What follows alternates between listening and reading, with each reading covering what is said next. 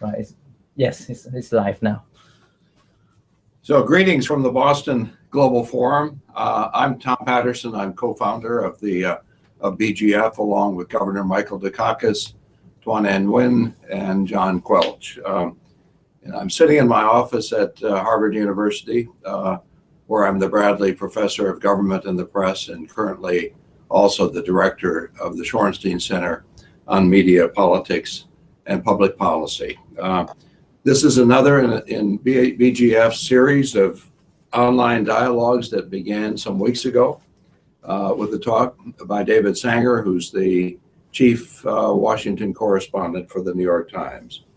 And today I'm joined by Mr. Yasuhisa Kawamura, who is Japan's Director General for Press and Public Diplomacy. Mr. Kawamura, thank you for joining us. And let me first express my sympathy for the tragic earthquake in the Kyushu region a few days ago. An unthinkable tragedy. Well, first of all, thank you very much for the kind invitation to such a renowned forum, Boston Global Forum. I'm very honored to be here with the participants. And first of all, you asked about the condition of the Kyushu earthquake.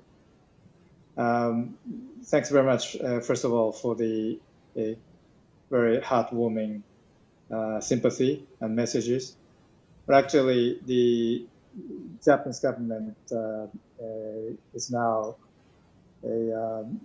exerting the best efforts to help the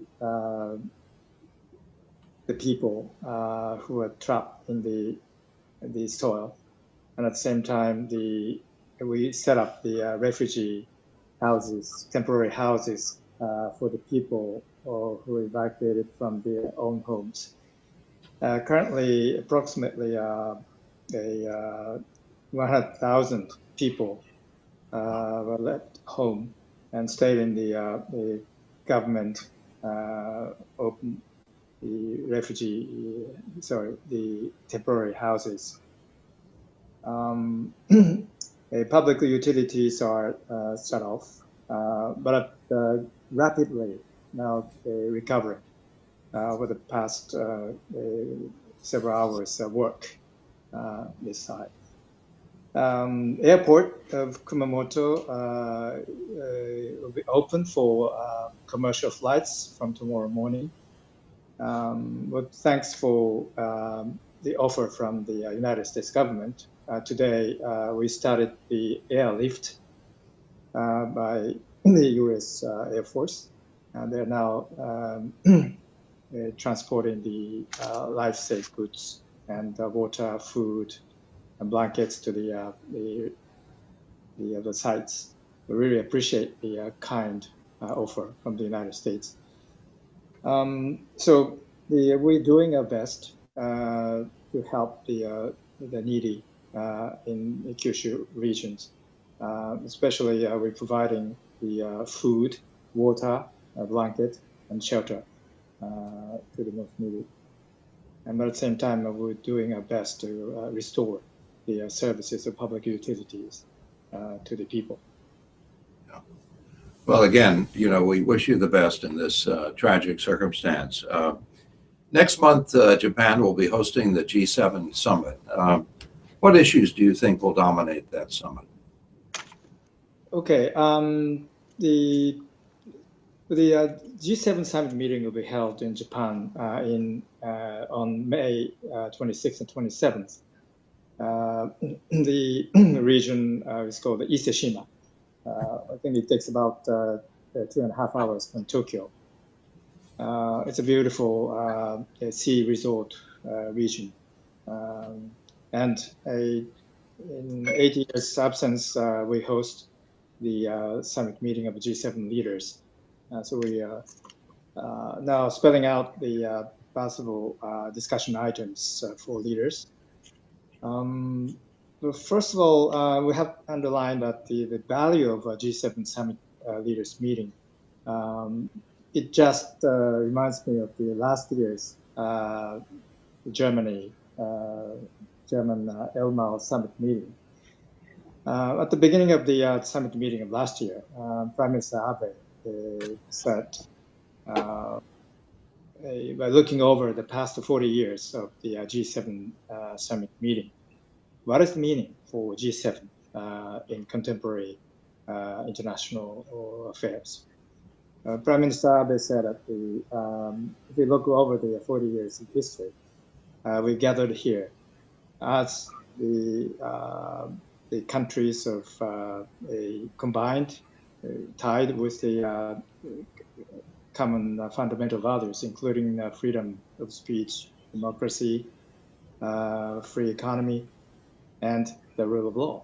So those fundamental values combine those G7 leaders. So this is fundamental philosophy, which would also be relevant for the upcoming G7 summit meeting in Ise-Shima in May. So if you look around today's international security situations, the whole world has received the challenges from the terrorists and the extreme violent activists and the attempts to change the status quo through force. So in other words, that the world is facing the challenge of the international order, which is built upon the fundamental values of the rule of law and such a human rights values. So the G7 summit meeting will deal with those imminent challenges from the international community. And prior to the summit meeting, quite recently in Hiroshima, Japan, G7 foreign ministers meeting was held. Japan was the chair. And in political and security field, the G7 foreign ministers discussed the imminent challenges, notably North Korea maritime security, and Russia, Ukraine, and so forth. So based upon this discussion of the G7 foreign ministers meeting, I think on the security areas, the summit leaders will discuss, extend based upon the achievement made by the foreign ministers.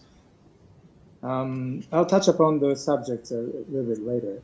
And also the G7 traditionally developed as the forum of discussing the world economy, or the house of coordinating economic policies. So under the decelerating economies, mainly through China and other emerging economies, so the future prospect of the world economy is increasing, becoming unclear. So Japan as chair would like to seek that the G7 summit would issue a positive policy message to the world. And climate change and energy would be another important topic for leaders to discuss. As you may recall, the Paris Agreement at the COP21 meeting last year made a good achievement. So G7 summit meeting in Ise-Shima will be the opportunity for leaders to discuss that the world as a whole should take for the prevention of the global warming based upon the achievement of the Paris goal. Japan did make a substantial contribution to the successful conclusion of the COP21 in Paris by pledging an increased 1.3 trillion yen to the development fund for the developing countries. And the issue of development is also a possible topic to discuss. Coincidentally, the G7 Ise-Shima will be the first opportunity for leaders to exchange views on the Sustainable Development Goals of 2030, which was adopted at the UN General Assembly last year. Japan underlines the global partnership involving all partners, including private and NPOs, and especially in the context of the development, and more specifically, the SDGs. I think all partners, including NGOs, should be encouraged to discuss the issues. And in practice of the G7 Leaders Summit meeting, the hosting chair country could underline a couple of focal issues. In case of Japan summit in Ise-Shima, there are three. One is the health issue. The leaders will consider the issues including strengthening the response to public health emergencies by taking into the lessons learned from the previous outbreaks, such as Ebola. And in addition, they will also discuss ensuring the provisions of lifelong health care services from maternal, newborn, and child health through non-communicable diseases and aging in the pursuit of universal health coverage. And a quality infrastructure investment will be the second item to be discussed with the Japan presidency. There's a global demand-supply gap in infrastructure investment. But according to the World Bank, the gap reaches $1 trillion a year. So quality, reliable, endurable, and environmentally friendly infrastructure building will be a key for sustainable development of Asia, Africa, and other part of the world. But this concept of the quality infrastructure goes beyond a short-term quantitative view. So Prime Minister Abe, in this regard, announced the Partnership for Quality Infrastructure last May. At the Ise-Shima Summit, leaders will communicate the importance of quality infrastructure investment, and will discuss the possible contributions by the G7. And the last issue for under the Japan presidency with a special focus will be women. Japan has been working towards a society where women are actively engaged. As part of this initiative, Japan has been hosting the World Assembly for Women, so-called WOW, W-A-W, since 2 years ago, inviting the international leaders to join discussions on issues surrounding women. So following Elmau Summit last year, the G7 this time will focus with some specific relevance to women on the agenda. So those are the crux of the overview of the prospect of the G7 Ise-Shima Summit. If you need, I'd like to add some of the achievement made by the G7 foreign ministers meeting in Hiroshima last week. So North Korea, for example, foreign ministers condemned the nuclear tests and the missiles launches, demanded the DPRK not engage in any further provocative actions, urged North Korea to address human rights concerns, including the abduction issue. But in North Korean issue, I may need to add the recent excellent collaboration among the Japan, the United States, and South Korea. In the fringe of nuclear security summit meeting in Washington, D.C. at the end of last month, 3 leaders demonstrated strong solidarity against North Korea's repeated provocative actions and agreed to intensify even closer communication among foreign and defense authorities. And tomorrow, on the 19th, those three countries undersecretaries of foreign office will gather in Seoul to follow up the three leaders' agreement in Washington, D.C. last week. And maritime security was also one of the main items discussed among the G7 foreign ministers in Hiroshima. And foreign ministers are concerned about the situation in the East and South China Sea, emphasized the importance of a peaceful settlement of disputes, and expressed strong opposition to any unilateral actions that could alter the status quo and increase tensions jointly. So they share the concern over such a unilateral attempts, and they agree to oppose any such actions. Good, thank you. Those are the main topics to be picked up by the leaders in Ise-Shima. Thank you. Over the last year, the Boston Global Forum has been trying to promote the issue of cybersecurity, and recently provided the government of Japan some recommendations in that area. And I'm wondering whether you think cybersecurity will be an issue at the G7 summit. Well, the final announcement of the topics to be discussed by the leaders will be made in coming weeks. But I think it is most possible for leaders to discuss this issue of cybersecurity. On cybersecurity issue, as you may know, the Japanese and the United States governments have been conducted a series of discussions. And we'll continue to such a discussion, and probably towards the goal of discussion of to emphasize the importance of the rule of law. The rule of law should be applied to the cybersecurity arrangement.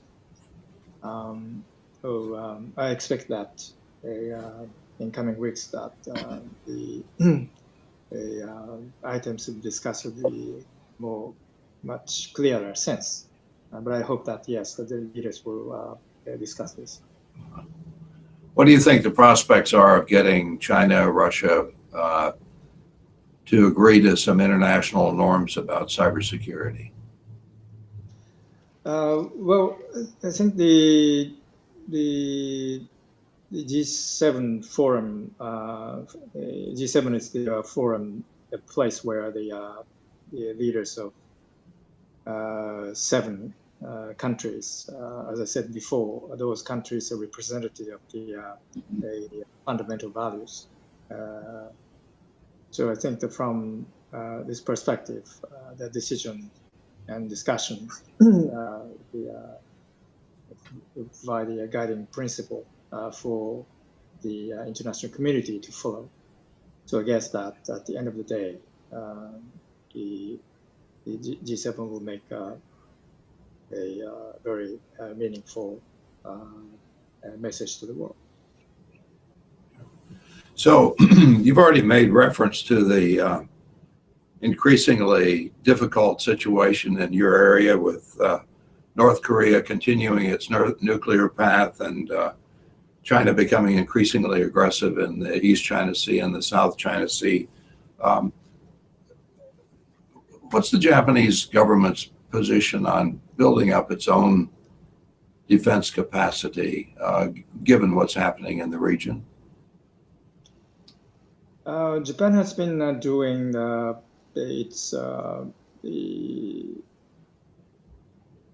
fulfilling its kind of responsibility in defending the Japanese national interest.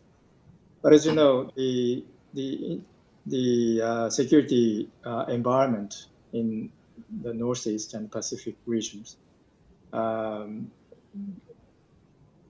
posing more difficulties for any country in the region.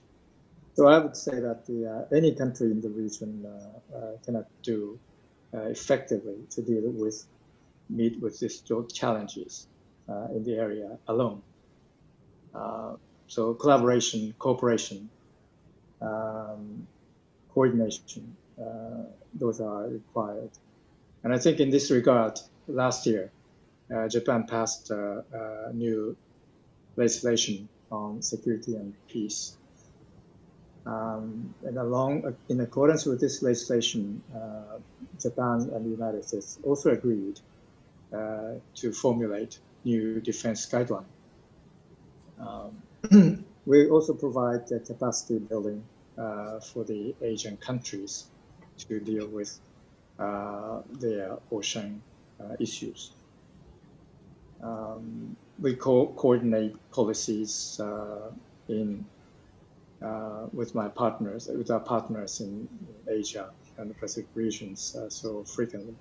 So all those things considered, we try to seek the increased deterrence against such a security challenges, and we are making very meaningful steps last year. Now, do you see any danger in Japan's traditional, traditional reliance on the U.S. for its defense? Do you foresee some continuing development of Japan's continuing defense capacity? Well, I think, as I said before, that we will do our own efforts to deal with the security challenges. But at the same time, we continue to, more than ever, to work closely with the ally United States to meet with the newly emerging challenges. As I said in the beginning, that the security environment surrounding Japan and Pacific area is more or increasing the difficulties. So we need effective, efficient collaboration in this regard. So let's shift to, if we could, to some economic issues. Japan is a party to the Trans-Pacific Partnership Agreement, and as you know, the TPP increasingly looks in trouble in the United States. Several of the Republican presidential candidates have come out against it, and so have the two Democratic candidates, Hillary Clinton and Bernie Sanders. And what would be the implications for Japan if the United States, if the Congress here should refuse to agree to the TPP? Well, again, for we know through the press reports that the TPP was kind of the focus among the U.S. presidential candidates in campaigns and and their remarks. But as from Japan, that we cannot make comments on what those U.S. presidential candidates are referring to the TPP. Japan on its own capacity, as Prime Minister Abe said, he would pursue his own kind of mandate that he would do his best to pass the TPP legislation in the Japanese Diet. Actually, he submitted the bill to the Diet on March 8th, and the bill is under consideration among the Diet members now, and we hope that it will go through accordingly. And I think that the same thing for the United States will also consider the right treatment of the TPP.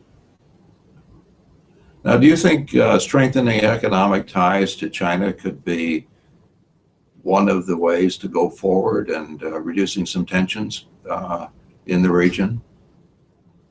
Well, China is now Japan's biggest trading partner. Right. and the huge amount of Japanese overseas investments directed to China. So China is Japan's very important economic partner. And so I hope that this relationship will continue to grow. And Japanese companies in China employ hundred thousands of people, local people. So it contributed to the local economy. Chinese tourists come to Japan in a massive way. So the Japanese the economy is also welcoming those people for purchase of Japanese commodities. They also enjoy a quality of service and quality of air. And so it's a very interactive and positive contributive elements. So there's no question about it.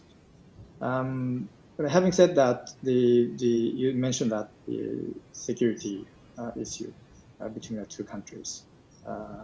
Well, in the East China Sea and South China Seas, the unilateral attempts to still going on, and we are witnessing some changes in the approach to the East China Sea regions. So I think we need to deal with this anyway. But having said that, economic sound development is, of course, is definitely necessary. But I'm wondering about how much leverage you're getting from your economic relations, given China's recent actions. They don't seem to be much of a deterrent, at least in some of the policies it's pursuing. And of course, China has a lot of trade relations with Vietnam as well, and yet you see its actions in the South China Sea. So I'm just wondering kind of where the economic factor plays into the relationships there, and to what degree it actually translates into a source of leverage in dealing with these more troublesome issues. Well, if you see the China-Japan relationship, I think we have to think of those two countries are the second and third largest economies in the world. So we have many interfaces. These relations between our two countries not so single, black and white, or good or bad. But we see such a bilateral relationship in a long-term historic viewpoint. We communicated, we traded over 1,000 years. But contemporary Japan-China relations should be structured from the summit leaders' relationship and the more pragmatic interactions. So if you look over the past 3 years, well, we had the tension around 2012, and then the following year in 2013. Japan and China successfully concluded a summit meeting between Prime Minister Abe and President Xi Jinping in Beijing in context of the IPEF. So they agreed the fundamental code of conduct, which is called the mutually beneficial relationship based upon common strategic interest. So since then, Prime Minister Abe and President Xi Jinping met in twice in the format of the summit meeting. And the Prime Minister Abe and Prime Minister Li Keqiang also met a couple of times. So each respective occasion of those two top leaders discussed, they reconfirmed that they are on the engagement for improving their fundamental relationship. So actually, you have witnessed a series of improvement in communications and the authorities discussions, and they agreed last year, for example, a series of things. One of them is the mutual visits by foreign ministers, economic high-level discussions, and the consultations in the East China Sea on the issue of the resource development and others. So we have seen actual and physical improvement and smoother communication so far. So we'll take step by step for further improvement.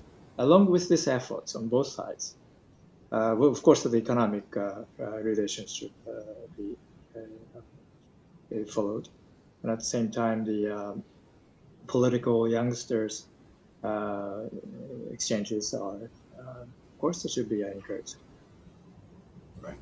So, all of the advanced industrialized nations are dealing with kind of an aging population and a declining birth rate problem. The population's getting older, fewer workers. The United States has dealt with that issue in many ways through its immigration policies.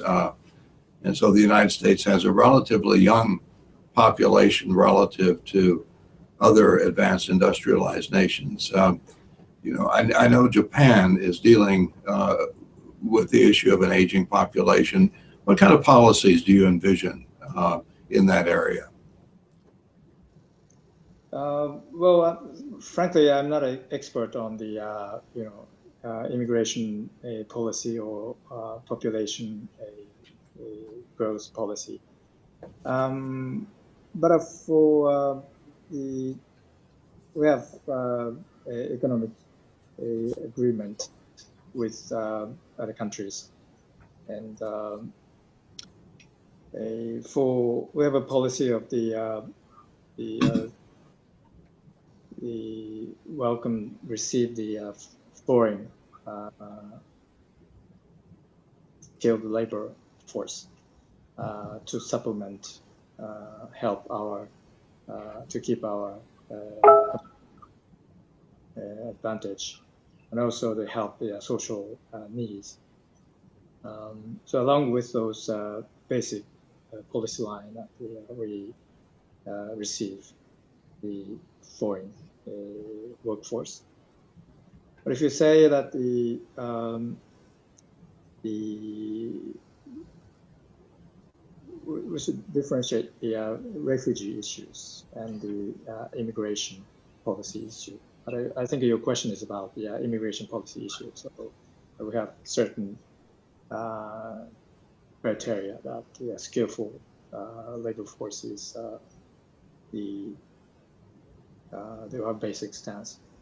But of course, on different aspects of the front, we may have some concrete proposals in these areas.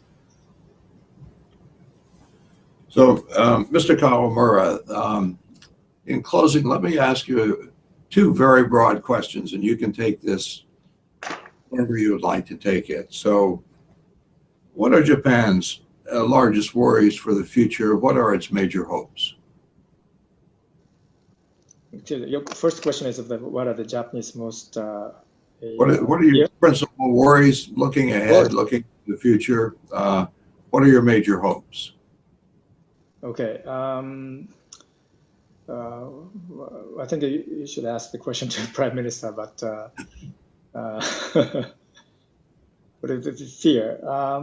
Frankly speaking, now the whole attention of the Japanese government, I mean, concurrently on the rescue of the people in the Kyushu devastated area because of the earthquake. There might be another series of aftershocks in the area. And there are also missing people and devastated houses and the water supply, electricity, and so forth. So we are now doing our best to help them restore the public utility services to them. This is a very immediate future issue for us. But the midterm future, issue. Of course, the security and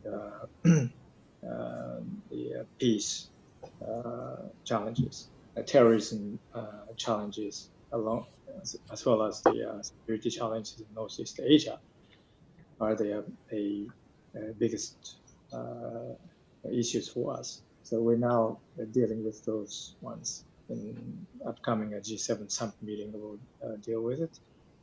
And also in bilateral context, the United States continues to be the most important ally for us. And we'll continue to discuss it, collaborate with it to deal with this.